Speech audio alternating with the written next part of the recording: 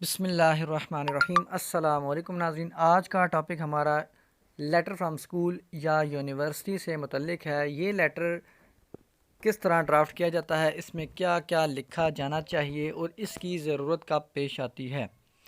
کوئی بھی اپلیکینٹ ہے جو یو کے میں یا آسٹریلیا میں یا امریکہ میں ٹریول کرنا چاہتا ہے، چاہے وہ ٹورزم پہ جانا چاہتا ہے، چاہے وہ فیملی وزٹ پہ جانا چاہتا ہے، تو اس کو اپنے ڈاکومنٹس درکار ہوں گے، جس میں ایک ڈاکومنٹ یہ بھی ہے۔ اب چونکہ وہ زیر تعلیم ہے اسکول میں، تو اس کی ایجوکیشن کے ڈاکومنٹس کے علاوہ اسکول کی طرف سے لیٹر بھی ایشو کیا جائے گا کہ وہ ابھی بھی زیر تعلیم ہے، کیونکہ یہ ٹائز شو کرتا ہے کہ بچہ ابھی بھی زیر تعلیم ہے اور واپسی پہ آ کے اپنی یہ ایجوکیشن کو کمپلیٹ کرے گا، جو بھی تھوڑے سے دنوں کے لیے جا رہا ہے۔ تو اب آپ نے سپورٹنگ ڈاکومنٹس میں اس لیٹر کے علاوہ اس بچے کی ہائر ایجوکیشن کا سرٹیفکیٹ بھی لگانا ہے۔ اگر اس نے 8ویں جماعت پاس کی ہے تو 8ویں کا لگانا ہے، 10ویں ہے تو 10ویں لگانی ہے، 12 ہے تو 12 لگانی ہے، انٹرمیڈیٹ جو بھی ہے۔ تو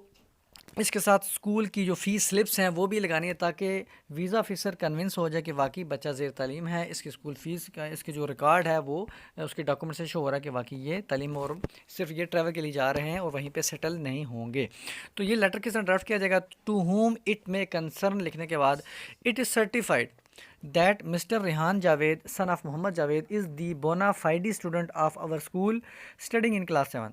تو پہلی لائن تو آپ نے یہ لکھنی ہے، اس بچے کا نام لکھنا ہے، اس اسٹوڈنٹ کا، اس کی ولدیت لکھنی ہے اور بتانا ہے کہ یہ بچہ ہمارے اسکول میں زیر تعلیم ہے، کلاس 7 میں پڑھ رہا ہے۔ اب جو بھی کلاس ہے وہ آپ نے لکھ لینی ہے۔ The parents of the student have requested for approval of leaves of the student for 14 days with effect from 30 November 2019 to 13 December 2019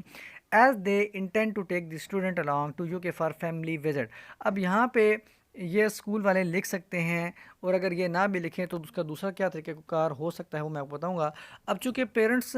بچے کے جو اسٹوڈنٹ ہے اس کے والدین نے اسکول میں ریکویسٹ کی ہوگی اسکول کی انتظامیہ کو کہ بچے کی جو ویکیشن ہے اس کو الاؤ کیا جائے، کیونکہ وہ بچے کو ساتھ لے جانا چاہتے ہیں۔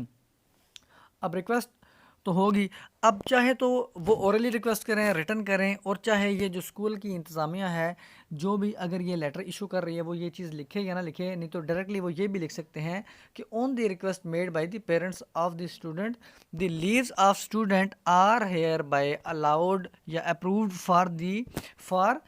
اس ڈیٹ سے اس ڈیٹ فار، یہاں پہ اب لکھ دیں فار 30 November 2019 ٹو 13 December 2019۔ اگر اوپر والی لائن نہیں لکھنی، اگر اوپر والی لکھ دی اپنی لائن کے پیرنٹس جو ہے اسٹوڈنٹ کے پیرنٹس نے ریکویسٹ کیا ہے کہ اس تاریخ سے اس تاریخ تک اس کی چھٹیاں کو الاؤ کیا جائے، تو پھر جب نیچے والی لائن لکھیں گے therefore on the request made by the parents of the student the leave of the student are hereby approved for the requested dates. اب یہاں پہ ریکویسٹڈ ڈیٹ اس وجہ سے لکھ دیا کہ بار بار ڈیٹ لکھنے کی ضرورت نہیں، اوپر ہم نے ڈیٹ آلریڈی مینشن کر دی ہے۔ تو اب یہاں پہ اگر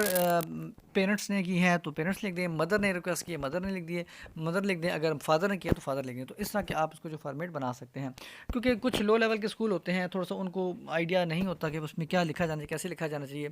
تو آپ خود بھی اس کو یہ لیٹر ان کو بتا سکتے ہیں کہ اس طرح کا لیٹر ہونا چاہیے۔ شکریہ۔